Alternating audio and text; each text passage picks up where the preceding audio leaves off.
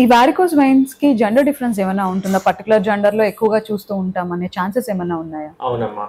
డెఫినెట్‌గా varicose vein సమస్య అనేది ఫీమేల్స్ లో చాలా కామన్ గా చూస్తుంటాం ఆడవాళ్ళలో. ఎందుకు అంటే లేడీస్ ఎక్కువ సేపు నుంచొని పని చేయటము, తర్వాత అది కాకుండా ప్రెగ్నెన్సీ టైంలో కూడా ఈ వారికోస్ వెయిన్స్ ఈ వెయిన్స్ మీద ప్రెషర్ పడడం డెలివరీ అదే ప్రెగ్నెన్సీ టైంలో దానివల్ల రిఫ్లెక్స్ డెవలప్ అవటం, అది తర్వాత హార్మోనల్ ఎఫెక్ట్స్ వల్ల ఇంకా పెరగడము, జెనెటికల్ గా కూడా ఈ ప్రీపాండరెన్స్ ఫిమేల్స్ లో ఉండడం వల్ల మనం ఎక్కువ ఫీమేల్స్ లో అంటే ఆడవాళ్ళలో ఈ సమస్య ఎక్కువగా చూస్తుంటామమ్మా.